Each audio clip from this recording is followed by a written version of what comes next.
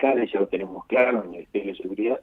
De hecho, la ministra está haciendo un plan para avanzar a las fuerzas federales dentro de lo que permite la nueva ley antimafia en la provincia de Buenos Aires.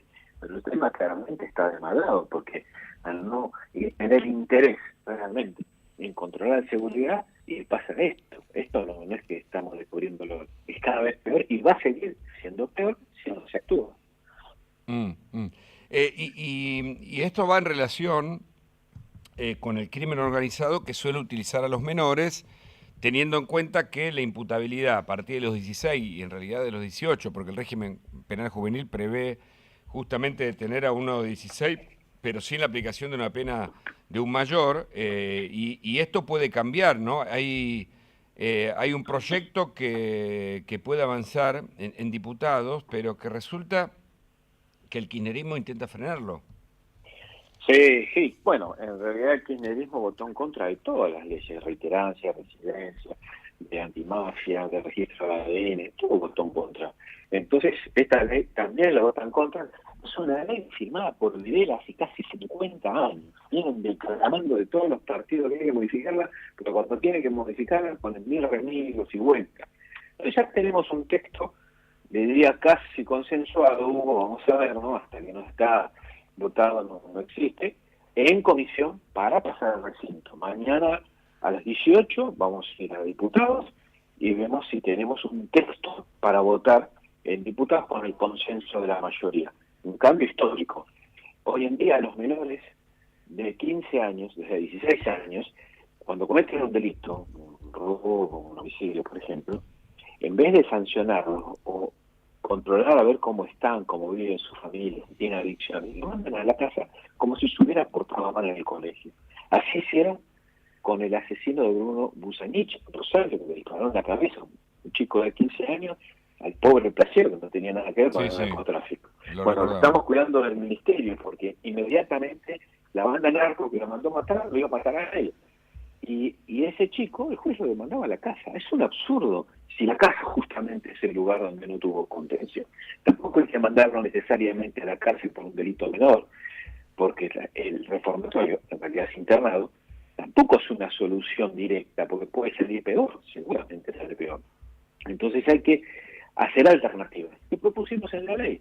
Tratamientos psiquiátricos, psicológicos, de adicciones, completar la escolaridad, hacer deportes, no ir a determinado lugar, boliche, barrio, ciudad, no salir a determinado lugar, no tomar contacto con determinadas personas. Todo eso en forma escalada. Y si no da resultado, bueno, la alternativa será la internación, pero no la primera medida. Ni hacer de cuenta que no pasó nada, ni directamente un internado y alojarlo ahí depositándolo. No son remedios.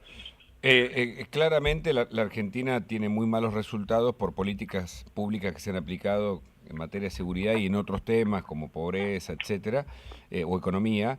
Y en esto yo creo que el kirchnerismo tiene a sus clientes muy vinculados con los sectores de la delincuencia en la Argentina. Por algo los votan en las cárceles y por algo en esa ideología postmarxista está la idea de que digamos, el que mata o el victimario en realidad es una víctima del sistema. Ahora, los resultados de ese análisis ideológico nos trajeron a una situación muy preocupante, ¿no? Sí, hay acá una opción, ¿no? La víctima y el delincuente. Bueno, claramente el sector político del kirchnerismo siempre priorizó al delincuente. De hecho, en las elecciones nacionales, que hace varias elecciones presidenciales y de medio tiempo en las cárceles que votaron presos, que entre paréntesis, Código Penal lo prohíbe, pero los jueces lo obligaron, ganó siempre el kirchnerismo, de lejos. Ahí hay un mensaje claro. Bueno, vamos tan lejos del kirchnerismo que Claro, vos sos mi y, cliente, vos sos mi y cliente. sí, y eso es Bueno, lo que pasa. recuerdo la agrupación de Batallón Militante, por ejemplo, ¿no? Qué vergüenza eso. Me acuerdo Claro, que el director de la cárcel, del servicio penitenciario, se disfrazó de araña, decirlo ya es grotesco y verlo patético, y bailaban, entre otros, con el baterista de la banda Callejeros, que hace una semana habían sido condenados, pero todo por matar a su mujer, claro. por ser femicida. Estaban festejando, haciendo un festival. Ese es el criterio, es decir, pobrecitos, están encarcelados, hay que darles diversión, entretenimiento, pobrecitos, los chicos que matan, pobrecitos los delincuentes, son víctimas del sistema. Bueno, Eh, es una romantización del delito que también tuvo resultados muy feos cuando Alberto Fernández además liberó durante la pandemia a muchos presos, cuando se dio teléfonos indiscriminadamente y entonces aumentaron los delitos organizados desde las cárceles, ¿no? Sí, que todavía estamos pagando las consecuencias. De eso fue un fallo de la Cámara de Casación, sostenido por el Ministerio de Justicia de la provincia de Buenos Aires. Liberaron miles de presos, nunca nos dieron la cifra de Usina de Justicia, una asociación de víctimas. Hicimos en plena pandemia recurso a la Corte y lo ganamos y se cortó la liberación, pero todos los chorros que le dieron libertad, homicidas, violadores, no era solo por delitos menores, nunca volvieron a la cárcel. Y el haberle permitido dispositivos en las cárceles, en provincia de Buenos Aires, es algo que estamos pagando el pato todavía ahora, porque manejan bandas, porque cometen estafas, robos, y eso fue un criterio de decir humanización. Ellos consideraban que era una humanización. Y la víctima, no se protege a la víctima. Mire, se me da a elegir a mí, deberían estar en igualdad de derechos, pero en realidad la víctima tendría que tener más, porque la víctima no eligió ser víctima. Pero totalmente. La ley. Pero es interesante porque hay que analizar los resultados. Ahora, yo no me canso, y me permito hacerlo con usted porque es un estudioso, aprovechando que hace poco cursé teoría política y revisamos distintos autores, cuando estudiamos a Laclau, que es un poco el padre del pensamiento kirchnerista, ¿no? Un autor argentino que se fue a Londres, obviamente brillante, pero para describir cómo piensa el kirchnerismo o el posmarxismo, que es casi lo mismo, que es que tanto el delincuente como, qué sé yo, no sé, o el indígena o cualquiera que es expulsado, entre comillas, del sistema capitalista, sistema que ellos odian, tiene necesidades equivalentes. Entonces hay un líder que tiene que reunir a esas necesidades y desde el punto de vista emocional conducirlo, por eso toma Freud,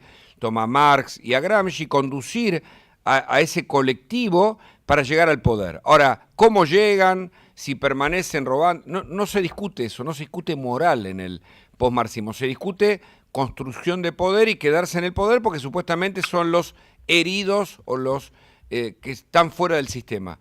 Pero me parece que esto es desde el punto de vista de la práctica ha sido un despropósito y en la Argentina lo vemos, ¿no?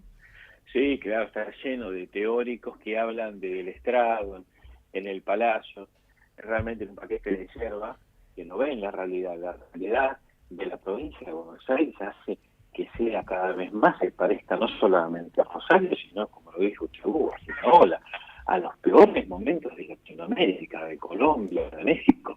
Entonces, esa política así abstracta estará muy bien para los países nórdicos de Europa, que tienen una bajísima tasa de delincuencia.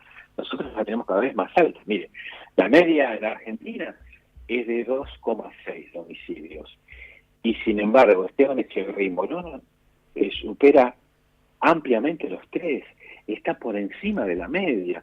Estamos hablando de municipios que tienen tiroteos, muertes, todo el tiempo estamos leyéndolo. Hoy en el diario estaba durmiendo un pobre hombre, lo asaltó un vecino, San Miguel, y lo apuñalaron y lo mataron. Esto pasa todos los días, es algo que en Estados Unidos se hace una serie, acá vemos todos los días, constantemente, policías que los matan, policías que tienen que defenderse, gente que tiene que defenderse, menores que matan menores.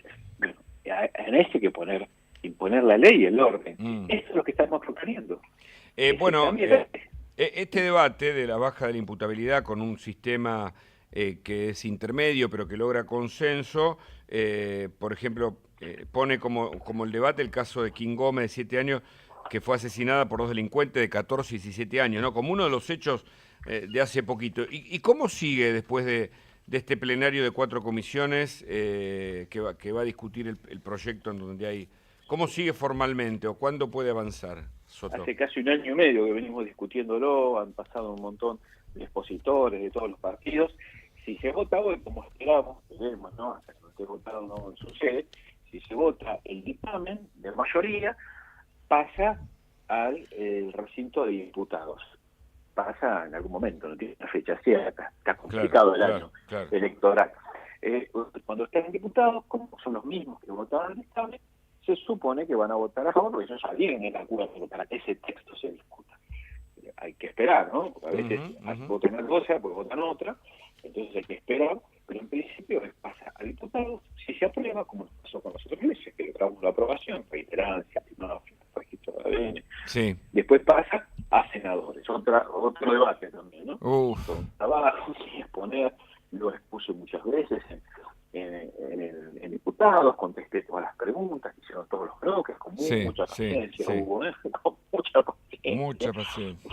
porque todos no hacían preguntas, hacían alegatos políticos, Sí, y lo que queremos es que esto funcione, claro. que cambiar la realidad. Claro, claro.